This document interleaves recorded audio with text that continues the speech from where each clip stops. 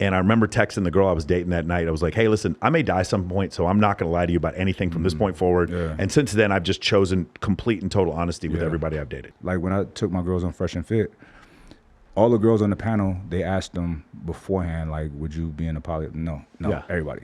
Afterward, they all was like, yeah. And one of them came home with me. You know what I'm saying? Honesty, yeah. Yeah. So it's the honesty. Like when you could rely on somebody being honest with you, you know what I'm saying? Yeah.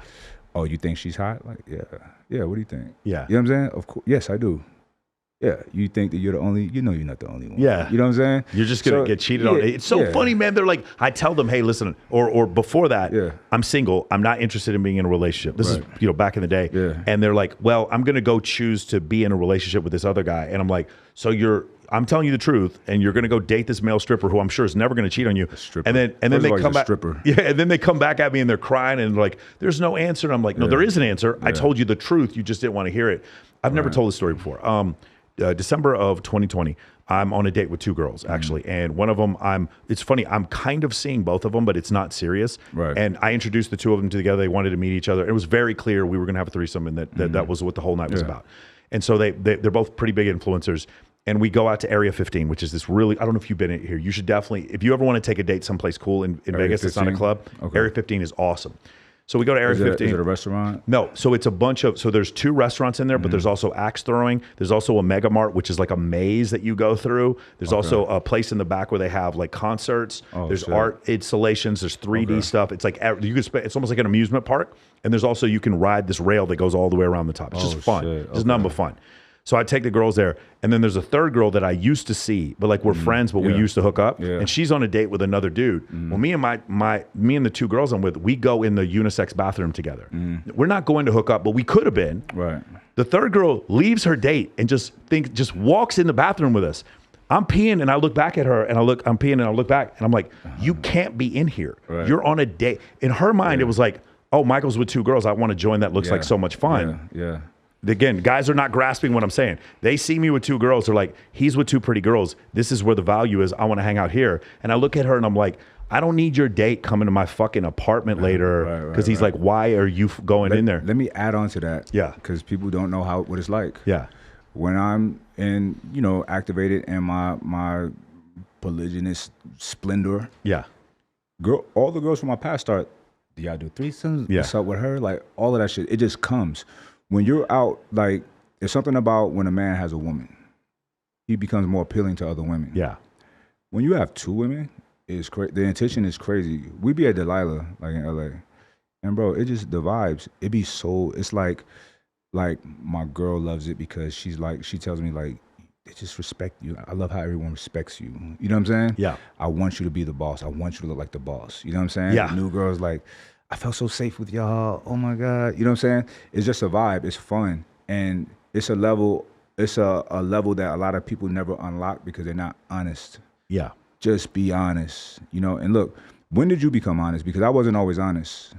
Oh, it was. Were you always I honest? definitely know when it was. It was the first time we were doing a training scenario. I was probably 2005, 6.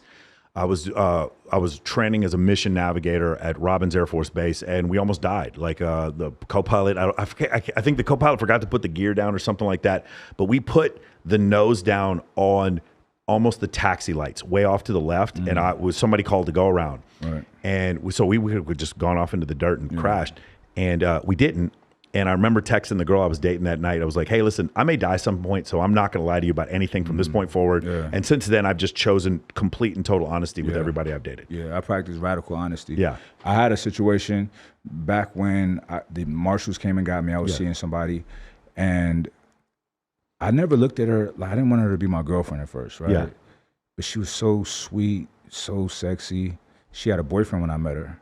I met them at the same time in the gym. Yeah. And I remember me and him had a good conversation. Yeah. And I told myself never to talk to him again because I want her, right? Yes. I've been in that exact dudes wanting to be friends with me, so that never happens. Yeah. I'm not going to talk to him. Yeah. I'm not.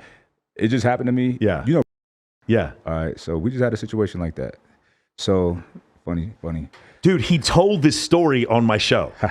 Oh, did he? Yes. All right. But he didn't say your name. Okay. Yes. All right. Yeah. That happened. Yeah. It was like, and that guy, we met online about a year ago. Like he's hit me up, like trying to connect, network. And I seen her, I'm like, fuck this guy. I like, it's cool. I don't want to network with him. I was just feeling her so much. You know what I'm saying?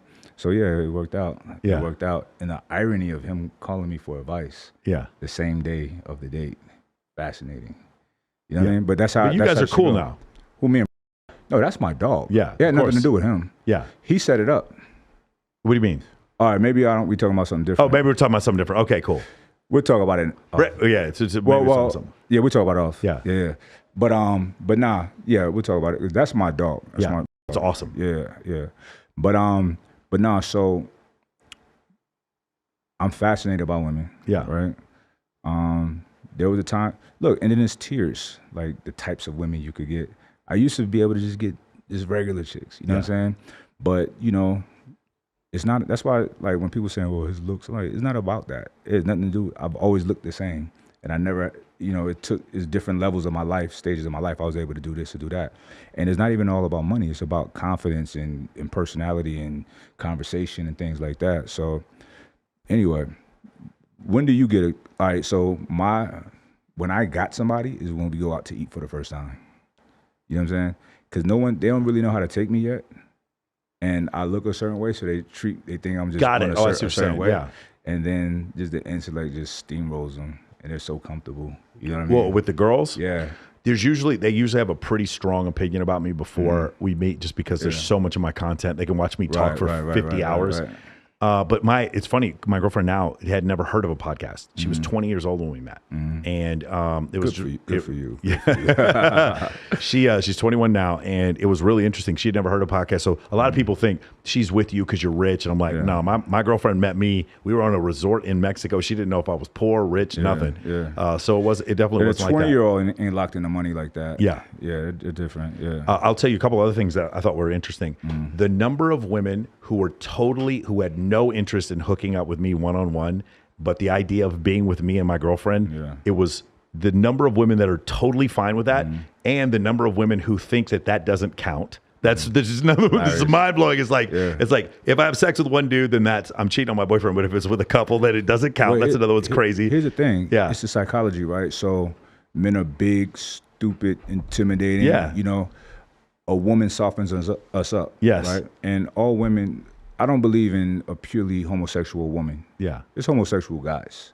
Yeah. But women is interchangeable, right? Yeah. Because I know so many. And the science shows this, by the way. Evolution of desire describes exactly what you're talking about. Yeah. I mean, we all started out female in embryo. Yes. What you're referring to, the X chromosome, and then later there's a Y chromosome. Yeah. Correct. Right. And we have nipples for no reason. Yeah. They have a little baby dick for no reason. Yeah. They ejaculate for no reason. We all were the same thing at one point, right? Yeah. Genes expressed differently. But I don't see a purely homosexual woman, because I know, like, one of my friends, I call her my little sis, she's married to a woman that they would consider butch, I guess. I hope that's an appropriate word. Yeah. But you know what I mean? And the more I got to know them, they both talk about dick. Yeah. Even the tough one. And she would fuck this guy and that guy. You know what I'm saying? Yeah. Gay dudes ain't thinking about nothing. They're disgusted by that shit. Yeah. You know what I'm saying? So I've never met a woman that was like disgusted by a man, gay or not. Yeah. Gay or not. You know what I'm saying? But yeah, the idea, and it's very few women, there's one woman in my life that's just not down with the get down. You know what I'm saying? But every woman that I know, when we get to really talk, they're like, yeah, I guess. Okay. Yeah, sure. When you explain it to them, yeah.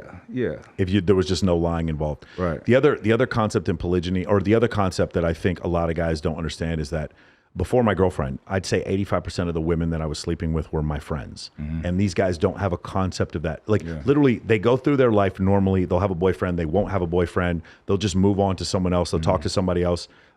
And like, we'll just be living our lives. I'll throw their birthday party or whatever. And then they just decide they want to sleep with me. And this concept doesn't work for these guys, because what they're used to is, I meet a woman I'm attracted to, and then I shoot my shot. She puts me in the friend zone, and I'm like orbiting her, waiting for a chance to get to have sex with her. And that's not what I'm doing. Right. I'm just value all the time. I'm offering value. I'm creating win-win situations for people, and they're just observing it as my friend. And then they become attracted. At no point am I showing intent towards them, but there's just so many women around that this sort of happens. Well, see, that's the thing. It's two things, two powerful ways to close the gap to get a woman. be very aggressive in a cool way, Yeah. or show no interest at all. Yeah. You know, and my cousin taught me that, the show no interest part. I asked her, I was probably like 19, 20. I'm like, Dion, what drives y'all crazy? She says, she's older. She says, when there's like some kind of mutual attraction, but he doesn't say anything. Yeah. I'm like, he fucked up by telling me that. You Yeah. know what I'm saying? Like, yeah. So that's part of it. So yeah, I'm never ever thirsty, right? But I love to steamroll a woman sometimes, you know, and I just be nasty in a cool way. Yeah. You know what I'm saying? And just tell her what I'm gonna do to her, what she want me to do, like all of that kind of shit. It's fun. It's fun. You know? Yeah. Yeah. It's definitely one of these situations where there are attraction. There's a great book. It's called Why Women Have Sex by Cindy Meston and David Buss. He wrote the same Evolutionary Desire book. Okay. And in the book, there's 238 reasons why women have sex, which means that there's infinite reasons why women have sex. And one of them is called mate choice copying, but in Red Pill, they call it pre-selection. And it's the concept of that as other women choose me, more women then choose me. And then when you look at that, what that would mean is that there's a group of men at the top who have an exponential number of partners. But if you do the math, then that means there's going to be a group of men at the bottom who don't have any. And then when we look at the numbers, it bears out exactly that. The top 10% of men on Tinder get 63% of the right swipes. The top 20% of men on Tinder get 83% of the right swipes. If you want to correlate that to women, the top 43% of women get 63% of the right swipes. So that's a much more normal distribution. Right. And there's another one I saw was really incredible. 5% of men on Tinder are right swiping and getting connections. Something like 63% of women. So when women want to meet a dude on Tinder, they meet them. It's very easy. Yeah. When men want to meet a woman on Tinder, there's this small group of men, 5%, that are getting anything they want. And then there's a large group of men that are not. And the reason why is, again, the phone, while it gave us all access, it gave the most access to the men who had the most to offer and very little access to the men who didn't. Right. So the guy doing the drive-through at McDonald's, he's like invisible to a lot of women. That problem, that problem of inequality, which is described so eloquently by guys like Richard Reeves, who's a PhD, and Dr.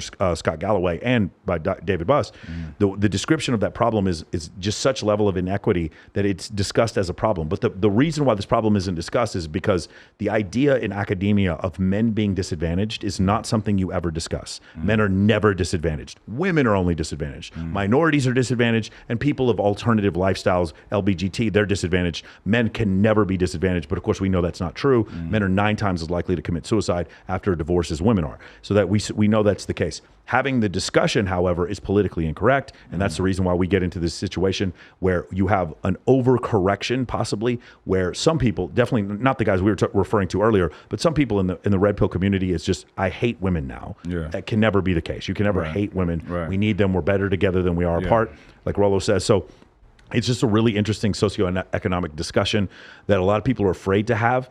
And because serious academics don't want to have that discussion, they are now. GADSAD's having it. Like I said, Chris Williamson, David Buss, Scott Galloway, and Richard Reeves are having this discussion. But a lot of people don't want to have this discussion that are up there. What happens is people who don't have the credentials are having the discussion. And sometimes they have the discussion irresponsibly. And then that's where we get into the situation we're in right now.